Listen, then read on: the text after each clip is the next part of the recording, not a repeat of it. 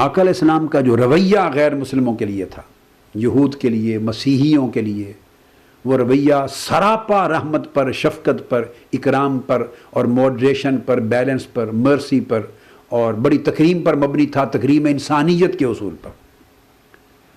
حدیث پاک میں آتا ہے، جسے امام بہقی نے شعب الایمان میں روایت کیا اور حافظ ابن کثیر نے بھی السیرۃ النبویہ میں اس کو روایت کیا، کہ حضور علیہ الصلوۃ والسلام کی خدمت میں جب بیرونی وفود، غیر مسلموں کے وفود بھی تشریف لاتے تو آقا علیہ السلام خود ان کی میزبانی فرماتے۔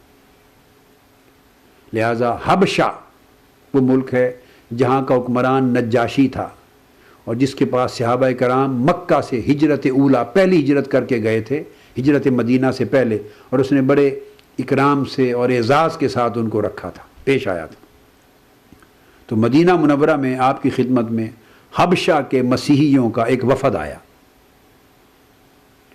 آقا علیہ السلام نے ان کو مسجد نبوی میں ٹھہرایا۔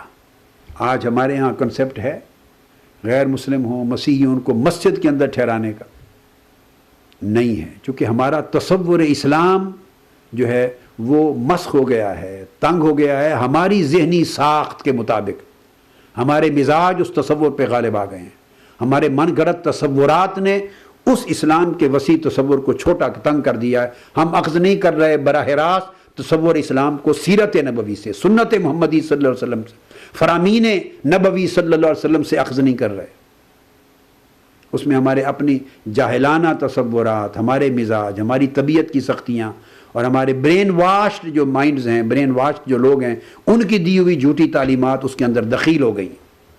تو آقا علیہ السلام ان کو، حبشہ کے مسیحیوں کو مسجد نبوی میں ٹھہرایا اور ان کی میزبانی کی، اور مہمان نوازی آقا علیہ السلام نے خود اپنے ذمے لی۔ صحابہ کرام نے عرض کیا، یا رسول اللہ یہ موقع ہمیں عطا کیجئے، ہم جو موجود ہیں ہم مہمان نوازی کریں گے۔ آقا علیہ السلام نے فرمایا نہیں، انہم کانوا لاصحابنا مکرمین، یہ اس حبشہ سے آئے ہیں، جب ہمارے صحابہ اور ہمارے ساتھی وہاں گئے تھے تو یہ ان کے ساتھ بڑی اعزاز تکریم کے ساتھ پیش آئے تھے، بڑی عزت کے ساتھ پیش آئے تھے۔ لہذا انی احب ان اکافئہم، میں چاہتا ہوں کہ خود میں ان کے اس اعزاز و اکرام کے رویے کا بدلہ دوں۔ ان کا بادشاہ نجاشی نے یہ عمل کیا تھا، اس لیے میں اس کا خود بدلہ دینا چاہتا ہوں۔ یہ آقا علیہ السلام کا عمل اور اسلام کی تعلیم، اسلام کا سٹینس اور اسلام کا ویو پوائنٹ ہے۔ اسی طرح نجران سے مسیحیوں کا ایک وفد آتا ہے، نجران سے 14 رکنی وفد مسیحی لوگوں کا آقا علیہ السلام کی بارگاہ میں گفتگو کے لیے آتا ہے مدینہ طیبہ۔ آپ نے انہیں بھی مسجد نبوی میں ٹھہرایا۔ یہ ایک واقعہ نہیں، کئی واقعات ہیں، آقا علیہ السلام کی پالیسی ہے، مسجد نبوی میں ٹھہرایا۔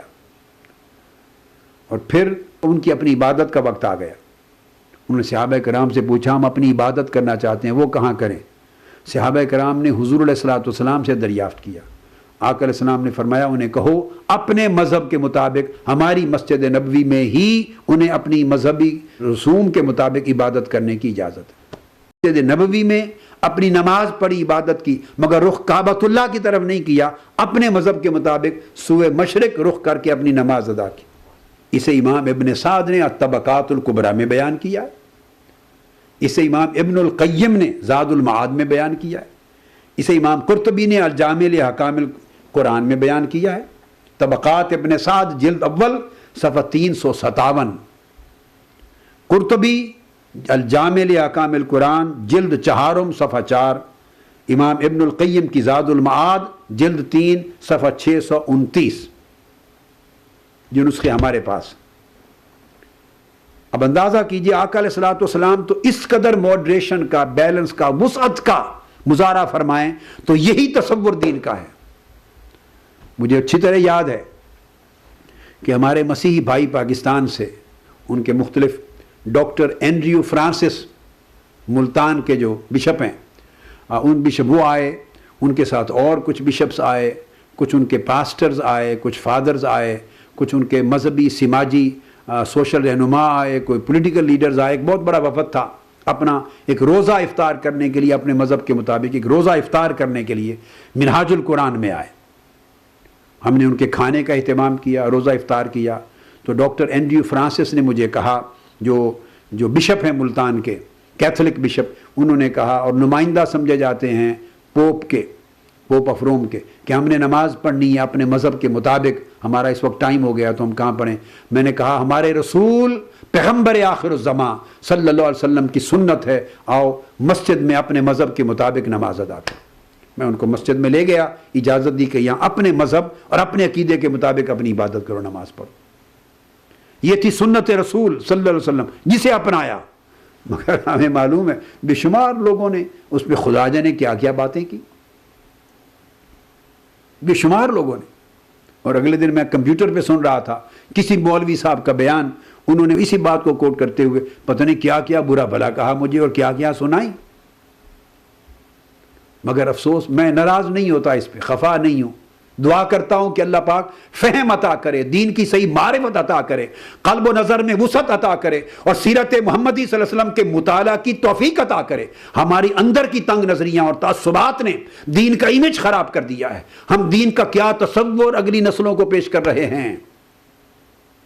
وہ دین جو انسانیت کا دین ہے, یاد رکھ لیں, وہ ہندوستانیوں کا دین نہیں ہے, وہ پاکستانیوں کا دین نہیں ہے, وہ صرف سعودیوں کا دین نہیں ہے, افغانیوں کا دین نہیں ہے, خطے کا دین نہیں ہے. جہاں الحمدللہ رب العالمین پوری کائنات کے لیے اللہ رب ہے, وہاں وما ارسلناک الا رحمت للعالمین ساری کائنات اور جملہ مخلوقات کے لیے حضور رسول اور رحمت ہیں. پوری کائنات اور جمی عوالم اور جمی مخلوقات کے لیے جو صاحب ہوش اور مکلف ہیں, حضور نذیر مبشر اور نذیر بنا کے بھیجے گئے ہیں. ارسلت الی الخلق کافہ, ساری مخلوق کے لیے, جمی خلق کے لیے حضور رسول بن کے آئے ہیں. خواہ وہ اسلام قبول کرے یا نہ کرے, حضور اس کے رسول ہے صلی اللہ علیہ وسلم.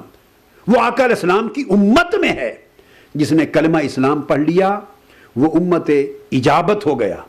جس نے اسلام کا کلمہ نہیں پڑھا, سٹل دوسرے مذہب پر ہے, وہ امت دعوت ہے, مگر وہ بھی امت محمدی میں شامل ہے. اسے امت دعوت کا فرد کہا جائے گا, کیونکہ حضور کی دعوت اس کے لیے تھی, ہے, قیامت تک برقرار رہے گی, کیونکہ اسلام دعوت اور تبلیغ کا دین ہے. اور جس نے قبول کر لیا اسلام, مسلمان ہو گیا, وہ آقا علیہ السلام کی امت اجابت میں آ گئے. تو حضور علیہ السلام کو تو سب کے اوپر شہادت عطا کی ہے, سب کے اوپر نبوت اور رسالت عطا کی ہے. اور آپ نے ارشاد فرمایا یا ایھا الناس انی رسول اللہ الیکم جمیعا. کبھی نہیں فرمایا یا ایھا الذین آمنوا انی رسول اللہ الیکم جمیعا, یا ایھا المسلمین انی رسول اللہ الیکم جمیعا. نہیں فرمایا اے ایمان والو, اے مسلمانوں, کلمہ پڑھنے والو, میں تم سب کی طرف اللہ کا رسول بن کے آیا ہوں. نہیں, قرآن مجید میں الحم سے والناس تک دعوت محمدی کا دائرہ کبھی اس طرح تنگ نہیں کیا گیا. فرمایا یا ایھا الناس, اے نسل بنی آدم, مسلمان ہیں, کافر ہیں, مومن ہیں, فاسق ہیں, نیک ہیں, بد ہیں, جس بھی مذہب کے پیروکار ہیں, یا ایھا الناس, اے کائنات انسانی, انی رسول اللہ الیکم جمیعا, میں تم سب کی طرف اللہ کا رسول بن کے آیا. تو جب اللہ کے رسول کے مرکز ہیں, مساجد ہیں, اس لیے آقا علیہ السلام نے ان مسیحیوں کے لیے اپنی مسجد کھول دی, وہاں ٹھہرایا. ہر بار ہر وفد کو ٹھہراتے, نماز کا وقت آیا انہیں ان کے مذہب کے مطابق اجازت دی کہ اس مسجد میں پڑھو, چونکہ جبر نہیں کر سکتے. آپ انہیں نہیں کہہ سکتے کہ مغرب کی طرف قبلہ رخ ہو کر نماز پڑھو, یہ ان کا مذہب نہیں ہے. اگر یہ تصور اسلام کا پیش کریں, آج کی نوجوان نسل وہ مغرب زدگی کا شکار کیوں ہو, اسلام کے بارے میں کنفیوژن, مس انڈرسٹینڈنگز کا شکار کیوں ہو؟ یہ آقا علیہ السلام جتنی وسعت نظر, وسعت قلب, وسعت ظرف آقا علیہ السلام کے مشرب میں, مذہب میں, مسلک میں, دین میں, تعلیم میں, نبوت میں, رسالت میں اور دعوت میں ہے. دنیا کا کوئی مذہب, کوئی فلسفہ, کوئی لیڈر اپنی تعلیمات میں اس قدر وسعت نظر اور وسعت قلب کا مظاہرہ نہیں کر سکتا. سب سے پہلے نئی ویڈیوز کو حاصل کرنے کے لیے شیخ الاسلام ڈاکٹر محمد طاہر القادری کے آفیشیل یوٹیوب چینل کو سبسکرائب کریں اور بیل آئیکن کلک کریں.